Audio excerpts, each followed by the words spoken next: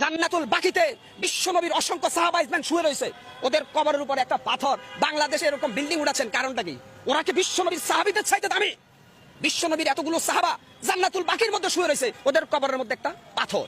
যদি ইচ্ছা করতো ওদের কবরকে সোনা রূপা দিয়া মুজাহিদ করে বানাইতে পারতো, কিন্তু আসলে আল্লাহ কোরআনে বলছে কবরের কোনো বুজুর্গি নাই, বুজুর্গি হচ্ছে আমলের। আল্লাহ পাক কোরআনে স্পষ্ট বলছে, মহাসমুদ্রের ভিতরে সাঁতার না জানা ব্যক্তি যেমন অসহায়, ঠিক কবরে যে ব্যক্তি শুয়ে গেছে সে যত বড় আল্লাহর ওলি হোক সে তেমনই অসহায়। কেন? হাসরের ময়দান আল্লাহ কোরআনে স্পষ্ট বলছে আমাদের নবী মুহাম্মদ সাল্লাল্লাহু আলাইহি সাল্লাম ছাড়া প্রত্যেকটা নবী বলবে ইয়া নাফসি ইয়া নাফসি। তাহলে এই ভণ্ডদেরকে ওদের বাবা বা ওলিরা কিভাবে জান্নাতে নেবে?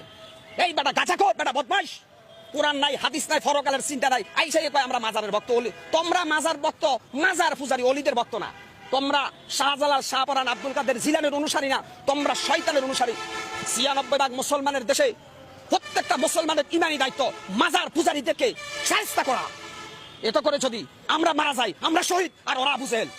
আজকে অত্যন্ত কষ্ট লাগে ভাই, অত্যন্ত দুঃখ লাগে। আজকে সোশ্যাল মিডিয়া থেকে শুরু করে এক ধরনের তেলবাস সুশীল সমাজ বাইরেছে, মাজার ভাঙছে, আস্তাগফিরুল্লাহ আস্তাগফিরুল্লাহ। কেন মাজার ভাঙছে? আরে ভাই, কবরের উপরে বিল্ডিং ভাঙার নির্দেশ দিচ্ছে রাব্বুল আলামিন আল্লাহ। আপনি কত বড় নাস্তিক বুদ্ধিজীবী, আপনি মাজার ভাঙতে নিষেধ করেন কেন? আমি বলছি না যে প্রত্যেকটা মুসলমানের ইমানি দায়িত্ব বাংলাদেশের প্রত্যেকটা মাজারকে ভেঙে গুটি গুটি করে দেওয়া। এখানে উগ্রবাদের গন্ধ পাও, মৌলবাদের গন্ধ পাও, তাহলে আল্লাহর কোরআন নিয়ে বসো। এই মাজার পূজারীরা আসো, আমি বসবো তোমাদের সাথে। যদি কোরআনে জায়েজ দেখাইতে পারো মাজার, আজ থেকে আমিও কোনো মাজারের অনুসারী হব। অতএব তোমাদের এই ভণ্ডামি, তোমাদের এই ধান্দাবাজির বিরুদ্ধে কথা বলছিল বাংলাদেশের হাক্কানি আলেম ওলামা, তোমরা তাদেরকে আবু জেহেল বলছিলা। অর্থাৎ এজিদ যখন হাসান হুসেনকে যখন এজিদের বাচ্চারা হত্যার ষড়যন্ত্র করে, তখন অনেক নামদারি আলেম ছিল, এরা জালেম। আজকে অত্যন্ত কষ্ট লাগে ভাই। আমি মনে করি আল্লাহর কসম খেয়ে বলতে পারি, আমার ভাগ্য পরিবর্তনের মালিক একমাত্র আল্লাহ। কোন পীর, কোন বাবা, কোন আউলি আমার ভাগ্যের ভালো বা মন্দ কোনটাই করতে পারবে না। আমরা একটা পাকা চুলকে বাঁকা করতে পারবে না কোনো অলিমিয়া। আমরা অলিদেরকে সম্মান করি কেন? তারা আমাদের জন্য ইসলামের সংবিধানকে রেখে গেছে, এই জন্য আমরা অলিদের সম্মান করি।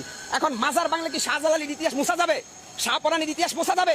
মাজারের সাথে শাহপরানের সম্পর্ক না, শাহপরান আর শাহজালালের সম্পর্ক আল্লাহর সাথে, আর মাজারের সাথে সম্পর্ক হচ্ছে খোদাদহী নাস্তিকদের। মিয়া, কেন আপনারা এখানে বারবার বলতেছেন অলিদের বিরুদ্ধে?